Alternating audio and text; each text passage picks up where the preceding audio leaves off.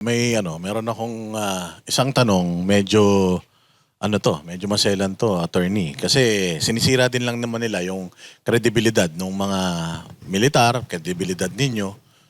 18 to, and sinabi ninyo, inisa-isa nyo silang hinanap. Magastos ito.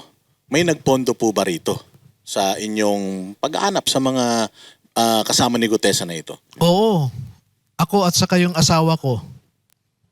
Oo. Kasi parang pinalalabas nila, Ito po, diretsuhan po, bakit niyo po ito ginagawa? Mas magandang tanong ibalik ko, bakit hindi? Pilipino ako eh. Dapat nating mahalin ang ating bayan, no? Yan din ang tanong sa akin noong PDAF scam eh. Bakit mo ginagawa ito? Baka kumikita ka rito. Sa totoo lang, ako nga ang gumastos eh. Yung pag-photocopy lamang ng mga dokumento doon sa PDAF scam case, 1.2 million pesos yun.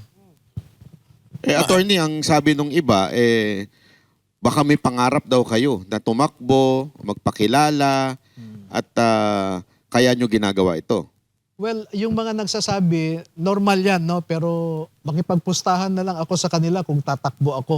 Isang sa maleta. 2028. Isang maleta. Isang maleta lang. Sige.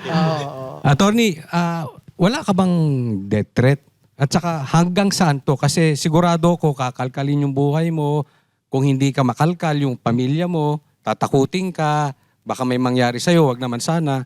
Kaya lagi naming tanong sa mga na-interview namin. Kadalasan kasi tinatakot, minsan napuputol.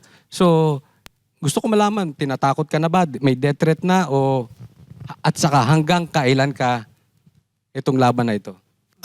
Normal naman po yan na yung mga nasasaktan ay gagawa ng paraan para ma-discourage kami. Pero I think nothing can discourage the 18 at saka ako. Kumbaga pag nagsalita kasi kami ay parang meron ng blood compact yan, no? At ito, no, ang aking commitment dito. Yung mga kinasuhan namin sa PDAF scam, kinasuhan din nila yung aking mga witnesses.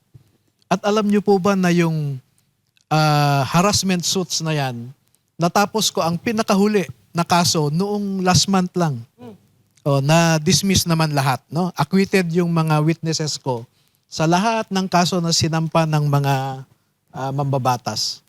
Doon naman So, tayo. 13 to 26, it's 13 years kong hinaharap ang mga kaso na isinampa sa mga witnesses ko. And the same commitment is given to this great 18 Filipino soldiers.